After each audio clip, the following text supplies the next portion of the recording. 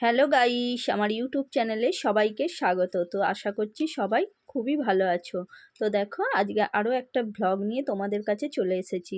তো আজকে একটু পিঠে বানাবো, তো তার জন্য এই যে রোদে বসে বসে একটু সবজি কেটে নিচ্ছি। আজকে আমি ফুলকপির পিঠে আর নারকেলের পিঠে বানাবো। আর এদিকে আমার মেয়ে দেখো পুজো করে নিচ্ছে।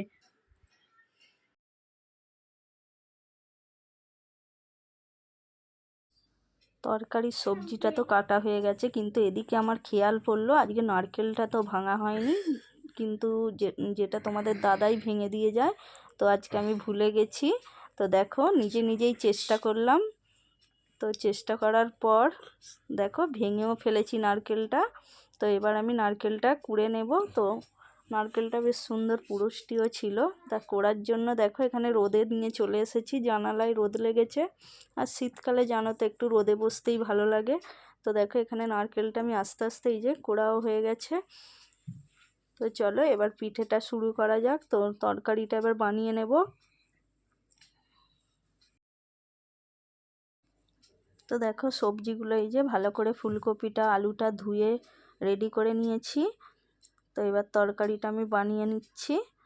তো তারপর নারকেলটাও একটু গুড় দিয়ে চিনি দিয়ে আমি নেড়ে নেব। তো তারপর পিঠে করতে আরম্ভ করব। এখানে দেখো তরকারি আমার রেডি হয়ে গেছে। তো শেষে একটু এই যে জিরে ভাজা দিয়ে দিয়েছি। তো খুব সুন্দর একটা স্মেল বেরোয়, জিরে ভাজাটা দিলে খেতেও ভালো লাগে পিঠেগুলো। তো কারা কারা এরকম ফুলকপির পিঠে নারকেলের পিঠে বানাও অবশ্যই আমাকে কমেন্ট করবে। তো এই পিঠেটা আমাদের আজকে হয়, তো এর আগের দিনে আমাদের ভাজা পিঠেটা হয়েছে, দুদিন দুরকম করতে হয়।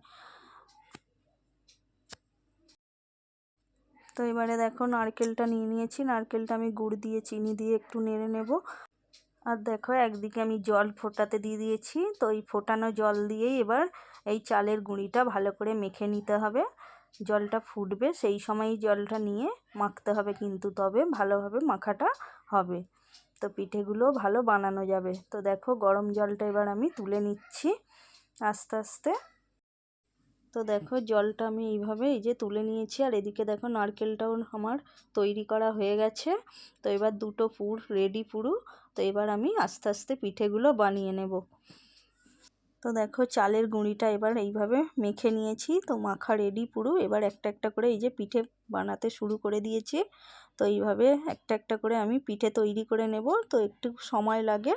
তো দেখো তোমাদের সাথে কথা বলতে বলতে আমার অনেকগুলোই পিঠে বানানো হয়ে গেছে। তো একবার একটু নারকেলের পিঠে করছি, তো তরকারি করছি, তো দু রকম নিয়েই করছি। তো এই দেখো এইভাবে তরকারি দিয়ে তো পিঠেটা এইভাবে মুড়ে দিয়ে তো সুন্দর করে একটু এইভাবে দুদিক দিয়ে চেপে দিলেই পিঠেটা বানানো হয়ে যাবে। তো এগুলো এবার একটা ঝাড়ির মধ্যে দিয়ে ভাপিয়ে নিলেই আমার পুরো পিঠে রেডি। তো এই যে জলের মধ্যে একটা ঝাড়ি বসিয়ে দিয়েছি আর পিঠেগুলো এই যে তুলতে শুরু করে দিয়েছি। তো এরপর ভাপিয়ে নিলেই আমার পিঠেগুলো রেডি হয়ে যাবে। তো ভিডিওটা দিতে একটু দেরি হয়ে গেল, তোমরা একটু কষ্ট করে দেখে নিও, কেননা এডিট করতে আমার একটু দেরি হয়ে গেছে। তো চলো আজকের মতো ভ্লগটা এখানেই শেষ করছি। তো ভালো লাগলে একটা লাইক করে দিও।